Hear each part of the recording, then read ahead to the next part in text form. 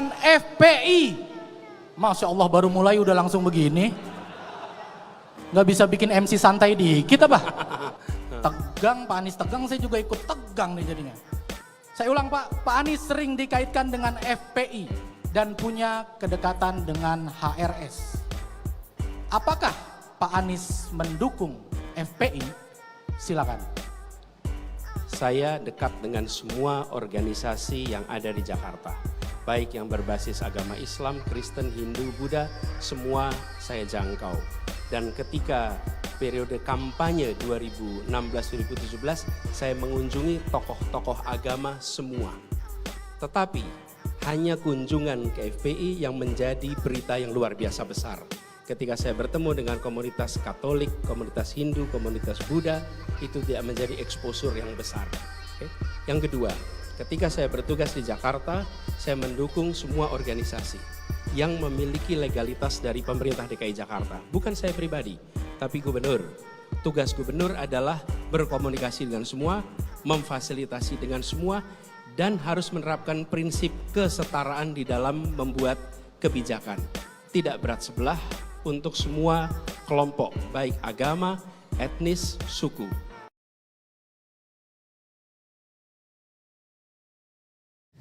Assalamualaikum warahmatullahi wabarakatuh.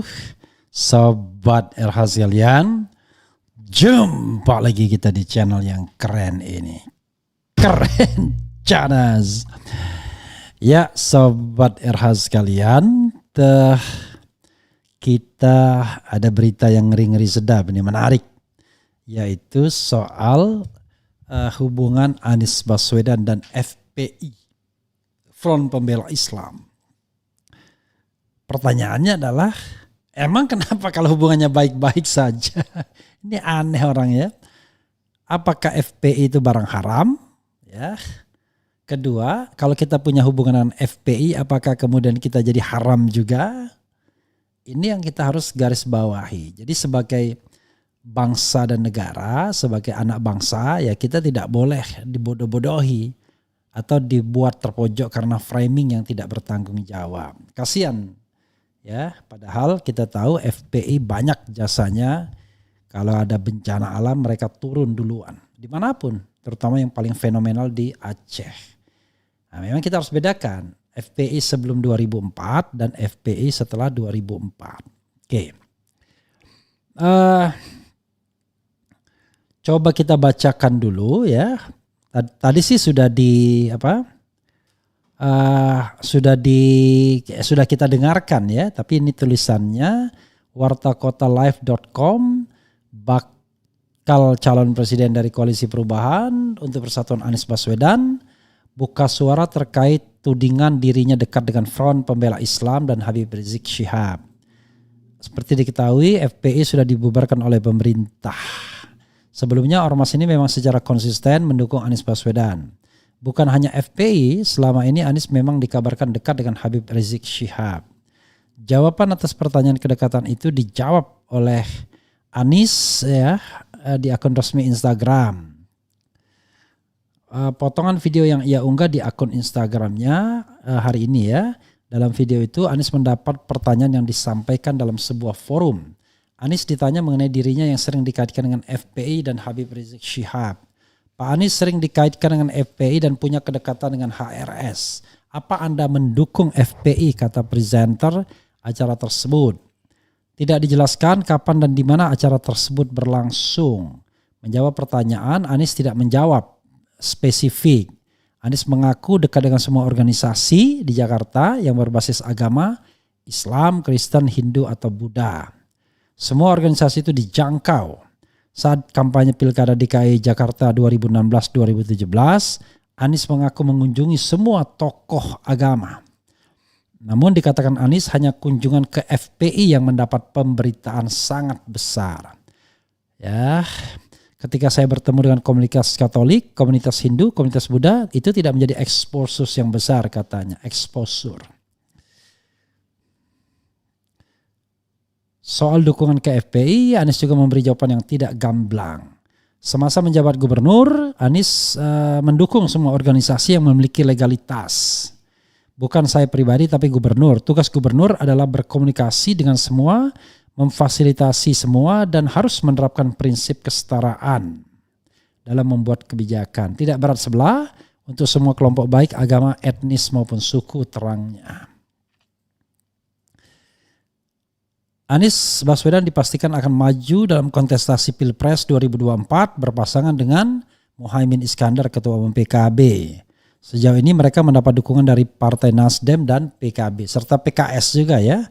Dan ini masih menunggu dukungan PKS yang sampai saat ini belum memutuskan mendukung Caimin atau tidak ya. Tetapi 1-2 hari ini akan resmi.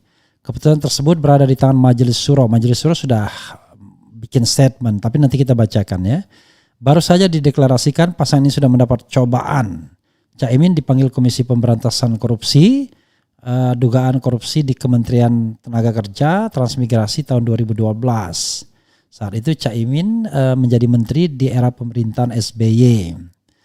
Anies meyakini Caimin tidak terlibat dalam skandal korupsi pengadaan sistem proteksi di Kemenekertrans itu. Oke. Itu sobat era sekalian ya, kalau kita lihat ya tadi background dari berita-berita sebelumnya. Jadi kembali kepada pernyataan saya dulu lah. Emang kenapa dengan FPI, Front Pembela Islam? Pertama kita harus tahu, kita harus bisa membedakan FPI Front Pembela Islam dengan Front Persaudaraan Islam, ya, Islam Brotherhood. Sekarang FPI itu sudah bermimikri menjadi Front Persaudaraan Islam. Ya kurang lebih sama, pengurus-pengurusnya ya juga yang terlibat dan lain sebagainya. FPI dibubarkan pemerintah bukan karena dia menjadi organisasi dengan ideologi terlarang, tidak. Dan sebenarnya tidak ada pembubaran kalau kita mau jujur. Kenapa? Karena kalau kita dengar kata-kata Menko Polhukam Pak Mahfud, ya dia dibubarkan karena dia tidak lagi diperpanjang SKT-nya, surat keterangan terdaftar. Padahal kita tahu SKT itu bukan syarat untuk berdirinya sebuah organisasi. Bagaimana dengan FPI? FPI tidak ada SKT-nya, FPI Front Persaudaraan Islam. Dan lagi pula FPI masih bisa dipakai dan tidak ada larangan karena mereka tidak melakukan kejahatan. Tidak ada proses hukum atau due process of law yang menyatakan mereka adalah organisasi terlarang. Justru mereka dizalimi. Ya, organisasinya dibubarkan tanpa kesalahan, hanya menggunakan Perpu Ormas yang menjadi undang-undang, tanpa due process of law, tanpa proses hukum, tanpa kesalahan. Habib Riziknya malah ditangkap dan ditahan dengan alasan yang mengada-ngada, yaitu melanggar protokol kesehatan. Kemudian macam-macam ditambahkan undang-undangnya, termasuk undang-undang penghasutan, sehingga bisa ditahan dan ditangkap dan ditahan. Lalu kemudian dikenakan menyebarkan berita bohong tentang kondisi kesehatan dirinya. Allahu Akbar ya. Dengan hukuman 2 tahun dan sampai sekarang belum bebas murni, tapi bebas bersyarat. Dan 6 laskar meninggal tanpa proses hukum yang memadai, yaitu di kilometer 50. Jadi ya, kelompok ini dan tokohnya sudah diperlakukan tidak adil, di framing pula terus menerus. Bahkan seperti dianggap sekelompok sampah di masyarakat. Nah, karena framing yang tidak lain dari residu Pilkada DKI, di mana kelompok ini memang menentang Ahok. Jadi pada waktu itu bukan soal Anies, tapi soal Ahoknya. Ahok ditentang sehingga Anies dan yang lainnya tentu akan mendapatkan keuntungan. Terutama Anies pada putaran kedua. Jadi saudara sekalian, itu yang kita harus lihatnya secara jernih, secara clear. Dan mereka adalah warga negara Indonesia yang memiliki hak, the right to vote, the right to be elected. Tidak ada satu pun di antara mereka yang dicabut haknya. Munarman ditersangkakan, ditangkap, ditahan, divonis dengan alasan terlibat terorisme. Padahal gak jelas. Dan akhirnya dianggap sekedar menyimpan informasi tentang terorisme. Sudah lebih dari 3 tahun dia ditangkap dan ditahan. Coba bayangkan ya, kesalahan yang dibuat negara seandainya hal tersebut terus-menerus dikembangkan. Jadi kita tidak lagi bernegara yang melindungi segenap bangsa dan seluruh tumpah darah akhirnya. Oke. Kembali pada kedekatan Anies Baswedan. Kenapa kalau dekat ya? Seperti halnya saya juga dekat dengan FPI, dekat dengan HTI, dekat dengan PKS, dan kelompok-kelompok Islam lainnya. Lalu apa salahnya? Nggak ada. Justru kita yang tidak boleh dekat dengan pemabok, koruptor, begitu ya. Orang yang suka menculik, membunuh, menjamret dan lain sebagainya. Tapi dengan orang yang hanya berbeda ideologi dan orientasi politik, kenapa masalahnya? Justru dalam negara yang demokratis, kita menghargai setiap orang yang berbeda orientasi demokrasi dan politiknya. Tapi tidak ada pernyataan baik dari FPI, HTI dan lain sebagainya, PA 212 kalau mereka mau mendirikan negara baru, nggak ada.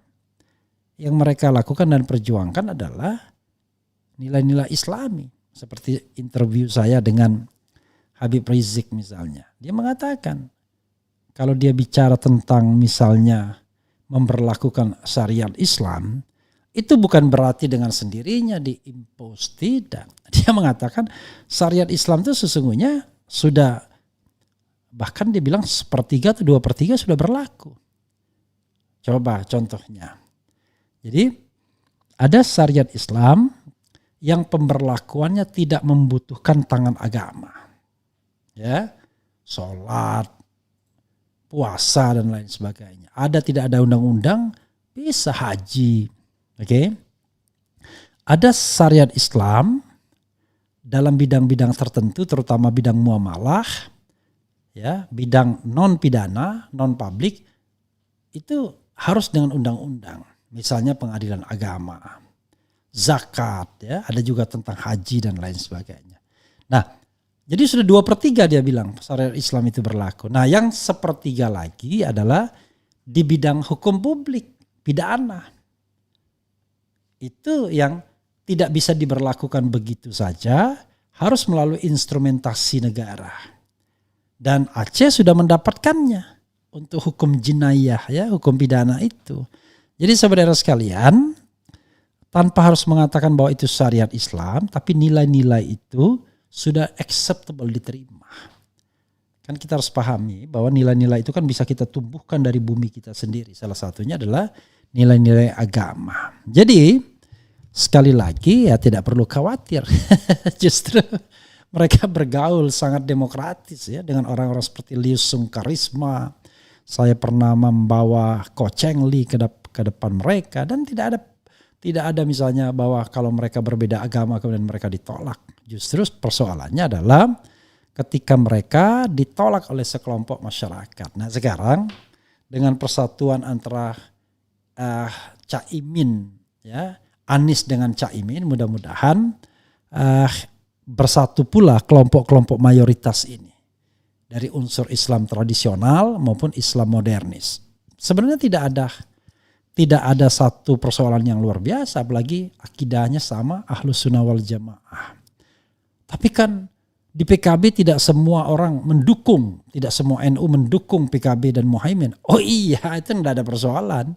Yang paling penting adalah sekat-sekat yang memisahkan itu kan lebih pada sekat politik, bukan pada sekat keyakinan. Sekarang contohnya Yeni Wahid dan Muhaimin Iskandar berbeda, ya. Padahal mereka sama-sama PKB. Ya ini mengatakan lebih dekat dengan Prabowo, kan begitu. Jadi kadang-kadang hal-hal yang bersifat politik itu mempengaruhi, ya. Jadi pengaruhnya lebih pada politik. Begitu politiknya selesai pula persaudaraan, ya. Saya pun misalnya sebelumnya ya ogah mewawancarai Muhaimin Iskandar misalnya. Kenapa begitu? Karena saya anggap dia bagian dari pemerintahan yang mencetuskan 3 periode, perpanjangan masa jabatan dan lain sebagainya.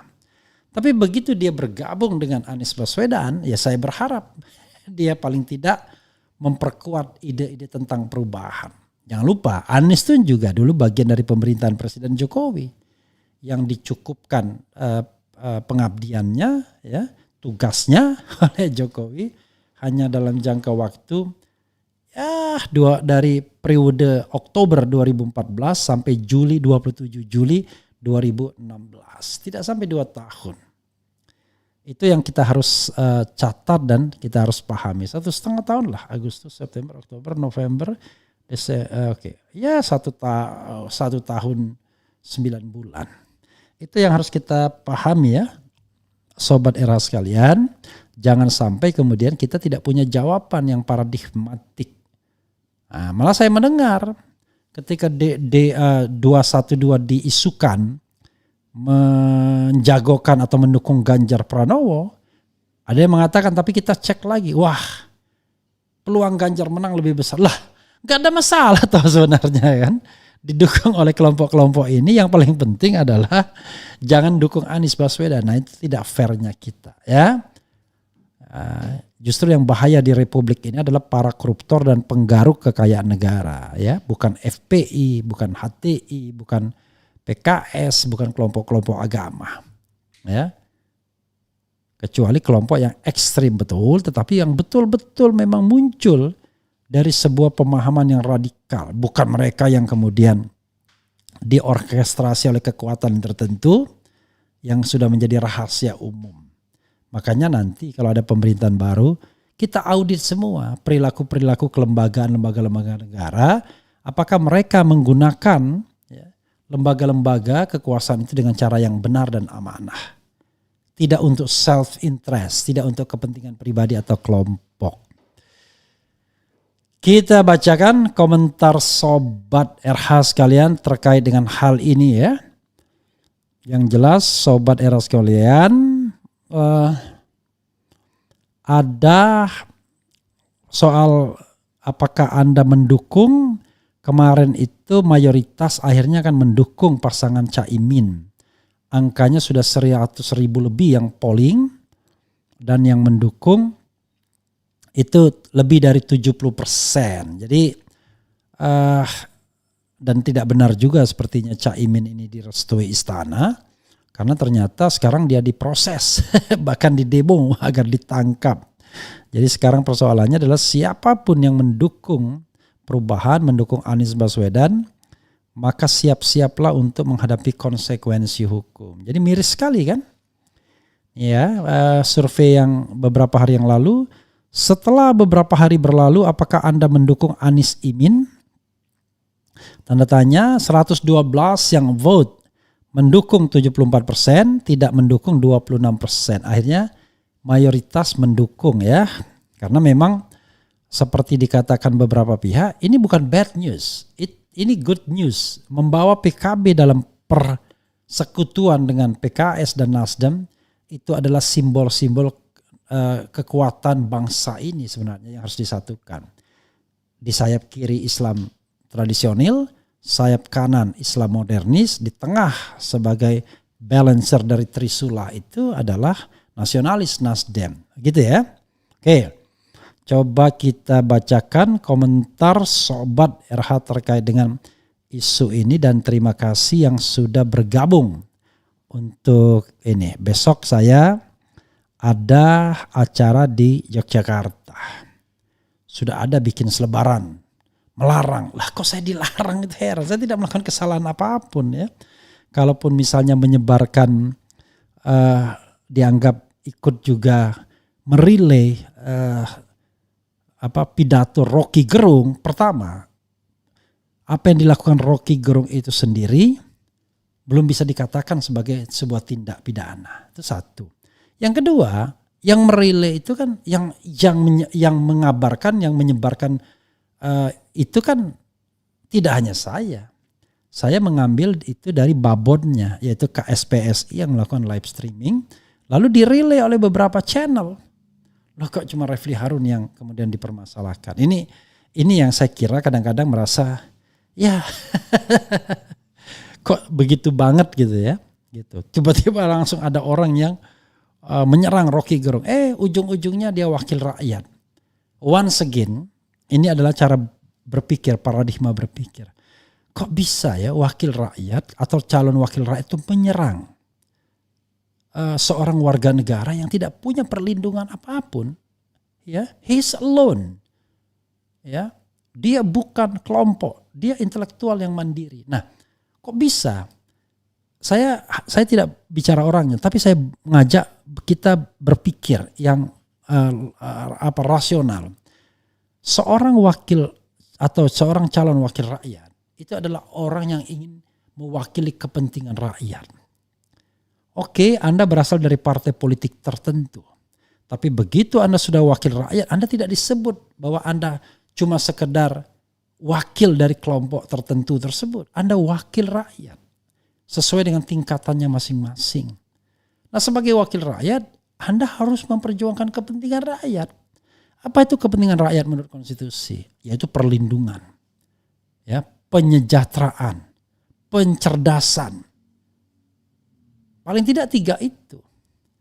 Nah, ini malah rakyat yang harusnya dilindungi, dicerdaskan, dan disejahterakan dipersekusi.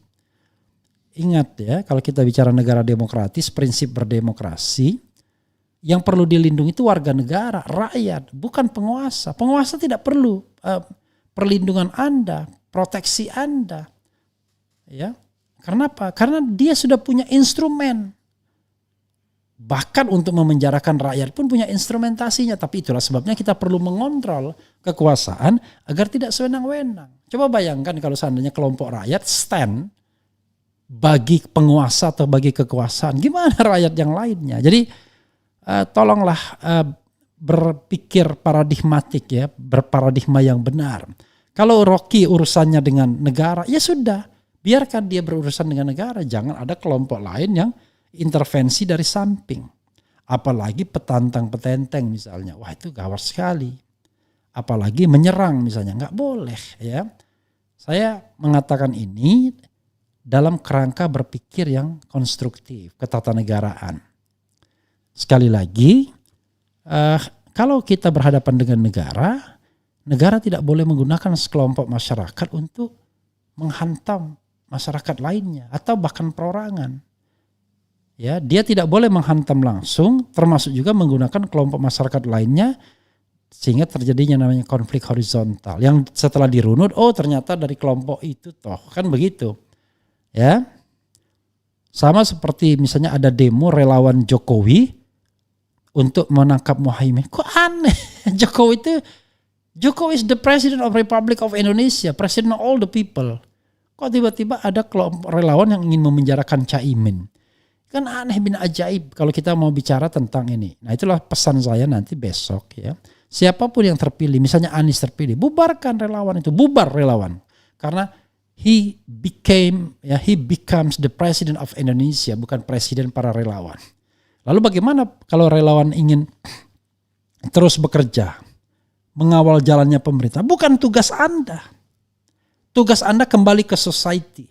Kecuali yang sebagian diantaranya direkrut oleh negara. Mungkin menjadi menteri, menjadi pengurus BUMN, menjadi staf dan lain sebagainya. Dia sudah bekerja untuk negara.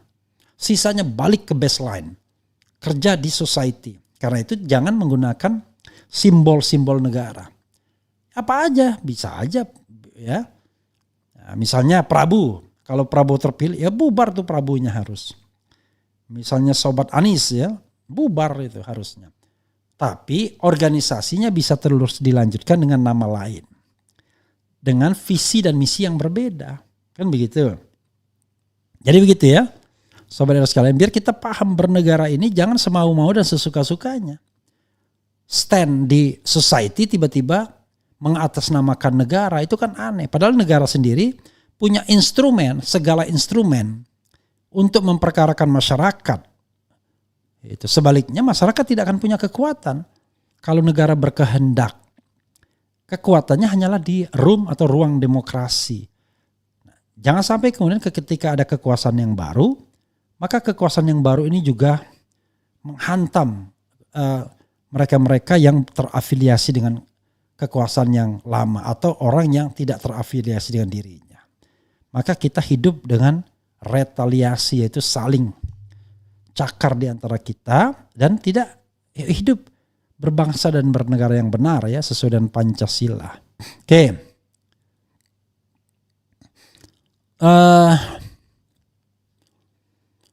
Bung, pandangan Anda apakah rezim ini mau memisahkan kelompok Islam NU atau Islam modern? Ya, saya berharap mereka tidak dipolitiking setelah mereka bersatu. Karena itulah so long time persoalan Indonesia, kekuatan Islam itu tidak pernah bisa menyatu karena memang ada tangan-tangan yang ingin memisahkannya. Ya. Tangan-tangan yang tidak ingin menyatukannya. Padahal sama, mereka Tuhannya sama, sholatnya ya juga sama dan lain sebagainya. Kitabnya juga sama. Oke.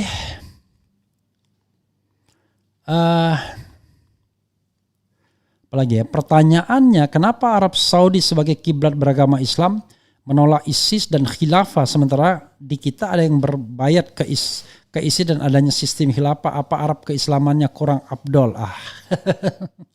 Ini jalan yang panjang ya. Anda jangan berpikir bahwa seolah-olah bahwa Islam itu Arab Saudi. No. Islam itu tidak Arab Saudi. Ya.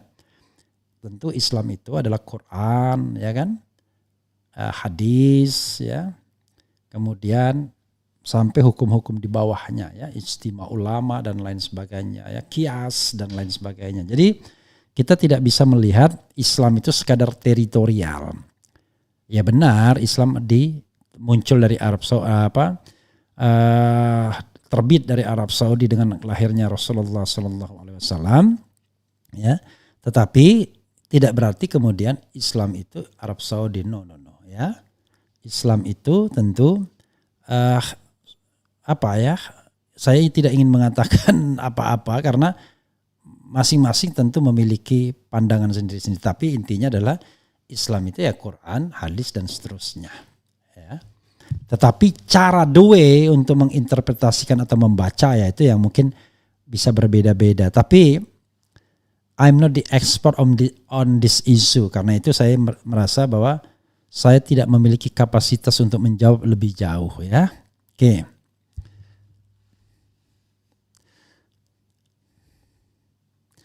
Sulit deh kayaknya memberlakukan hukum jinayah di Indonesia. Kan di Indonesia bukan hanya muslim tapi ada juga non-muslim. Ini saya mengatakan hal yang lebih, ya kita lihat aja Aceh misalnya ya. Kan contoh kecilnya kan Aceh sebenarnya. Jadi soal sulit itu bukan berarti tidak bisa, tapi sekali lagi saya tidak ingin masuk lebih jauh dalam hal seperti itu. Message delete by Refli Harun. Ini ada yang delete ya? Hah? Saya nggak pernah delete ya? Hah?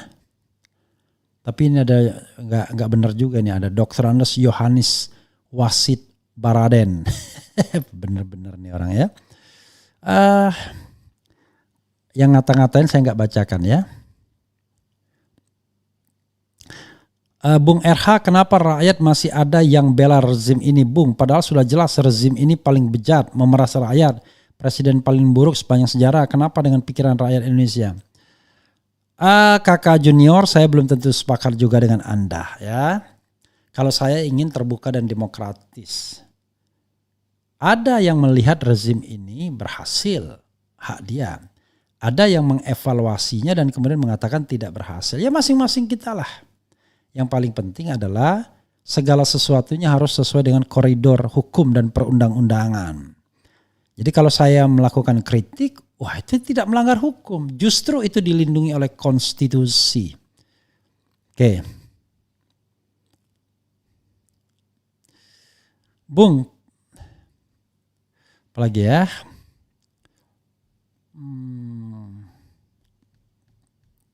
Coba yang paling bawah.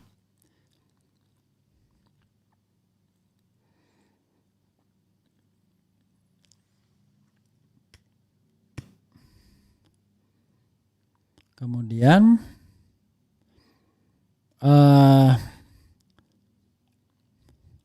semangat musuh utama Amin kecurangan pas perhitungan suara di KPU.